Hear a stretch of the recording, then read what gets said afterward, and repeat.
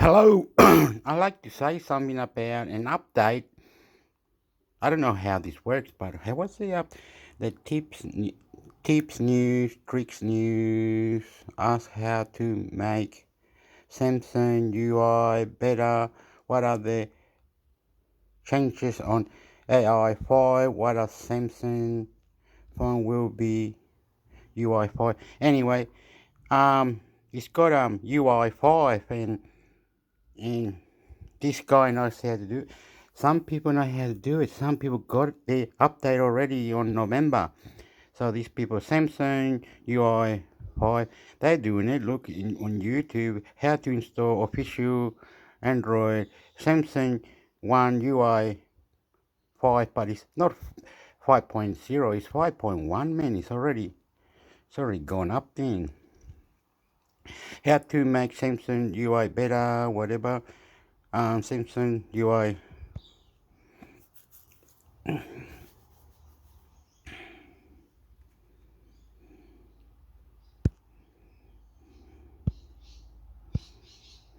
Samsung One UI 5.0, everything you need to know. Android 13 first landed on Google's phones, but it's no longer a Pixel exclusive. After a months-long beta period that began over the summer, Samsung is now distributing the newest version of Android by way of an update to One UI 5, the newest iteration of Samsung's spin on Google's mobile OS. The update began on some of Samsung's top phones but has started rolling out to more devices in recent weeks. Wondering what the deal is? Here's everything we know about One UI 5. What is Samsung One UI 5? One UI is Samsung's suite of customizations to Android, its software skin. Since One UI's introduction in 2018, each numbered Android release has also seen a major One UI update.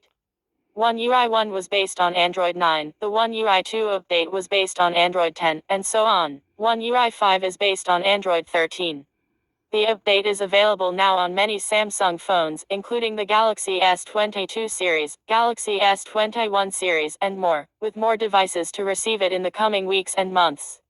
What's new in Samsung One UI 5? Being based on Android 13, Samsung's One UI 5 includes all the system-level updates the newest version of Android brings. Android 13 is a low-key update, so don't expect One UI 5 to overhaul how you interact with your Samsung phone completely. But a lot of Android 13's tweaks are smart improvements, if not particularly large ones. Android 13 comes with changes like a new notifications permission that lets you opt in to notifications on a per-app basis. New language settings that allow you to change the languages your apps display in individually, and more. We cataloged the changes in Android 13 at length, and you can check our guide to Android 13 for a more in-depth look at changes coming to all or most phones that get the update. Here, we mainly focus on Samsung's exclusive new features. Notification design changes. It's a minor tweak, but one of the first you're likely to notice when you fire up One UI 5. The notifications panel looks a little different. App icons are larger and more colorful, which should help you parse what notifications came from which app at a glance. An early One UI 5 beta also changed the number of quick settings icons displayed when the notification shade is partially expanded. However, it's still 6 by default in the final release.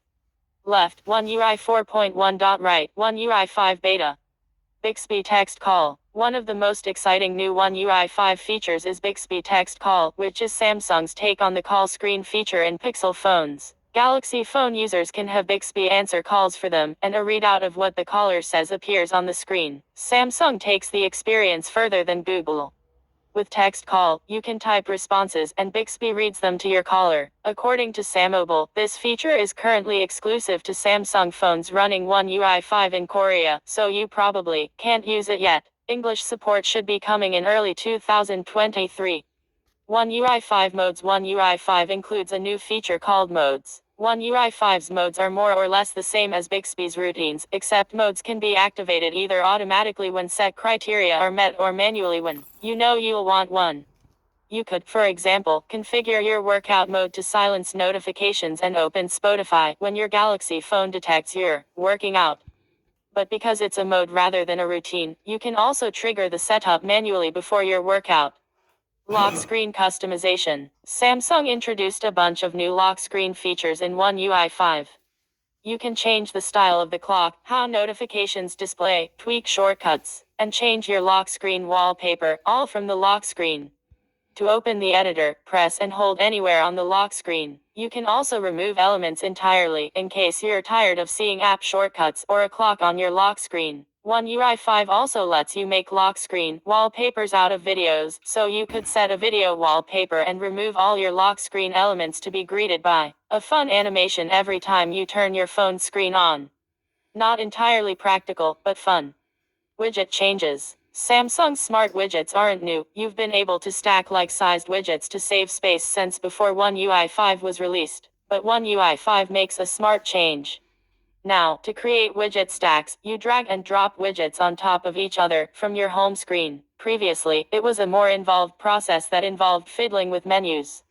You can only create stacks of widgets that are all the same size, but it's easy enough to adjust individual widgets to fit before creating a stack. A new Smart Suggestions widget surfaces different apps and actions based on how you use your phone. By default, it's a 4x2 grid, but you can shrink it down to 4x1 after you add it to your home screen, if that fits your needs better.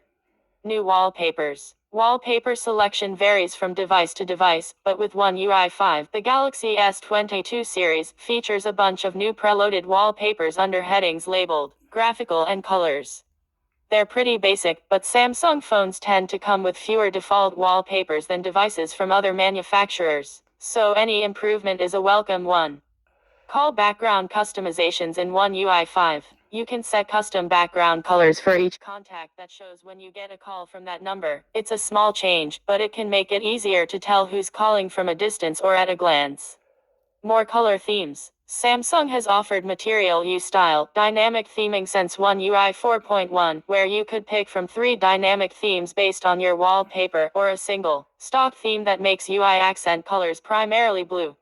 Options vary by wallpaper, but in One UI 5, you'll see as many as 16 wallpaper-based dynamic options and 12 static themes in a range of colors, including 4 two-tone options. Plus, when you apply the theme to your app icons, it is applied to all apps that support themed icons, not just Samsung's own. New multitasking gestures in Labs. One UI 5 introduces a couple of new navigation gestures that are especially helpful on large screen devices like the Galaxy Z Fold 4. One lets you swipe up from the bottom of the screen with 2 fingers to enter split screen mode. The other lets you swipe in from one of the screen's top corners to open the app you're currently using in a floating window view.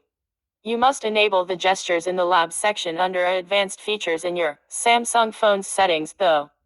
Camera changes. There are a handful of tweaks to the Samsung camera experience in One UI 5. Pro Mode now has a histogram option to help you dial in brightness, plus a help icon that gives tips on how to use all those settings and sliders better. You can also watermark photos with custom text.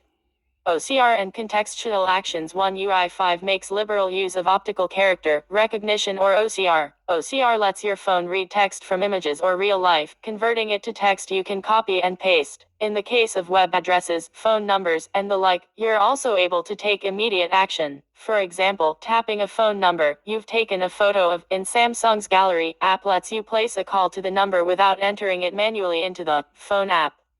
You'll find OCR in Samsung Internet Gallery, the camera app, and the Samsung keyboard. You can open the viewfinder from any text field to fill in text automatically from the world around you. When will my phone get One UI 5? One UI 5 began testing in beta in early August and started arriving on the Galaxy S22 series in stable in October. Since then, it's been making the rounds to various other Samsung devices, including the Galaxy S21 series and the Galaxy A53. Samsung hasn't made any specific promises about when phones in the US and Europe will get the One UI 5 update. However, based on a schedule provided to Korean users, it seems like most users who are going to see the One UI 5 update should get it by early 2023. Here's the schedule, as provided to Samsung members in Korea. November 2022 Galaxy Z Flip/Fold 4 Galaxy Z Flip/Fold 3 Galaxy S21/S21 Plus/S21 Ultra Galaxy Note 20/Note 20 Ultra Galaxy S20/S20 Plus/S20 Ultra Galaxy Tab S8/S8 Plus/S8 Ultra Galaxy Tab S7/S7 Plus Galaxy Quantum 3 Galaxy A53 5G Galaxy A33 5G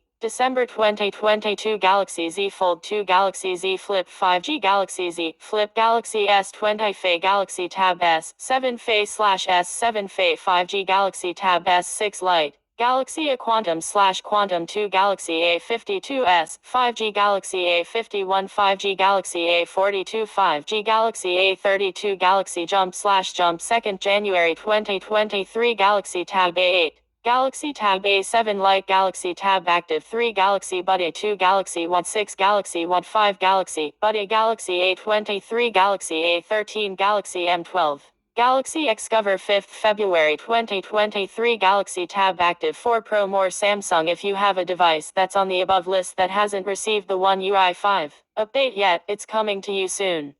In the meantime, check out some ways you can customize Samsung's keyboard or make the most of Samsung Messages. Yes, new Samsung phones come with Google's texting app, but Samsung Messages still exists. If you're rocking a Samsung device that won't ever get One UI 5, it might be time to grab a new phone.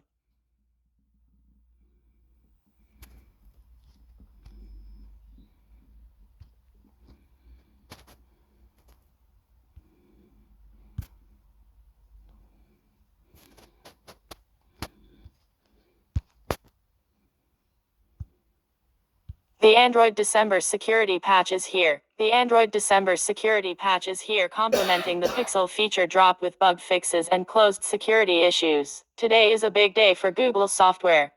The company released the last quarterly Pixel feature drop of the year, the first such big-ish update to come to the Google Pixel 7 Pro and its smaller sibling. The Pixel feature drop isn't the only release coming to Google's smartphones, though. Google is also bringing the December security patch to its lineup. It's clear that the Pixel feature drop is taking the spotlight this month, but there are also an absolute ton of fixes arriving, as well. From general stability improvements to targeted patches addressing annoying glitches, you'll want to check out Google's extensive release notes for the complete list of changes. If you're eager to get the update, keep in mind that you need a Pixel newer than the Pixel 4. The latter just got its last update in October 2022.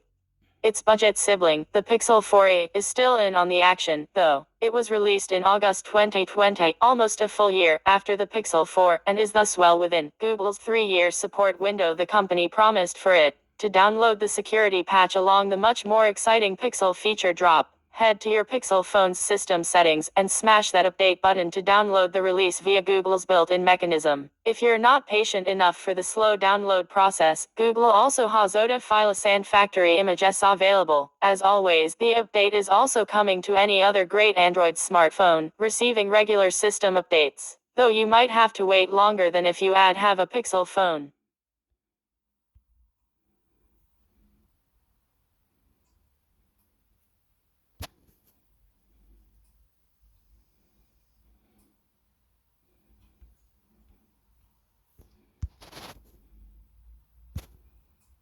Google Pixel Update December 2022 Google Pixel Community. Hello Pixel Community, we have provided the monthly software update for December 2022. All supported Pixel devices running Android 13 will receive these software updates starting today. The rollout will continue over the next week in phases depending on carrier and device. Users will receive a notification once the OTA becomes available for their device. We encourage you to check your Android version and update to receive the latest software. Thanks, Google Pixel Support Team Software Versions Global Pixel 4, TQ1A 225205.011, Pixel 4a5, TQ1A 221205.011, Pixel 5, TQ1A 221205.011, Pixel 5a5, TQ1A 221205.011, Pixel 6, TQ1A 221205.011, Pixel 6 Pro, TQ1A 221205.011. Pixel 6 of TQ1A 221205.011, Pixel 7, TQ1A 221205.011, Pixel 7 Pro, TQ1A 221205.011, Canada Pixel 4, TQ1A 221205.011.B102 UK. Pixel 6 of TQ1A 221,205.012 Pixel 7, TQ1A 221,205.012 Pixel 7 Pro, TQ1A 221,205.012 What's included in addition to new features? The December 2022 software update for Pixel devices includes several fixes and improvements across several areas including device performance, stability, connectivity, and more. See below for some notable improvements.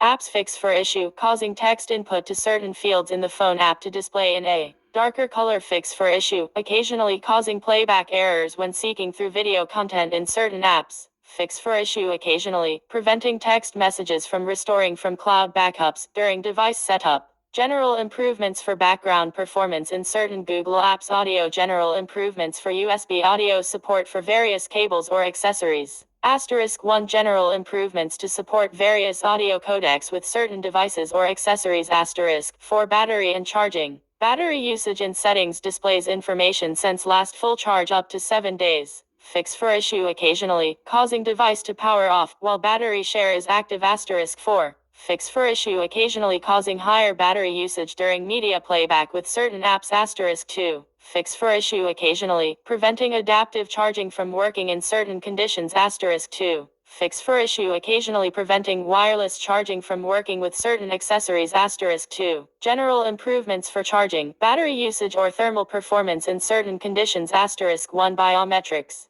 Fix for issue occasionally causing audio to skip when played over certain Bluetooth devices or accessories. *2 Fix for issue occasionally, delaying when the fingerprint icon is displayed on the lock screen. *1 Fix for issue occasionally preventing fingerprint sensor from detecting touch while always on display is active. *3 Fix for issue where fingerprint enrollment may occasionally display visual glitches in certain conditions. *1 Improvements for face unlock, lock screen helper text shown in certain conditions. *2 Bluetooth. Fix for issue causing music playback to continue without audible sound after ending a call while using certain Bluetooth accessories. *2 Fix for issue occasionally causing audio to skip when played over certain Bluetooth devices or accessories. *2 Fix for issue occasionally preventing audio switching between connected Bluetooth devices in certain conditions. Fix for issue occasionally preventing Bluetooth low energy devices from displaying a device name during pairing. Fix for issue occasionally preventing connection to car head units using older Bluetooth versions. Fix for issue occasionally preventing discovery of certain Bluetooth devices or accessories.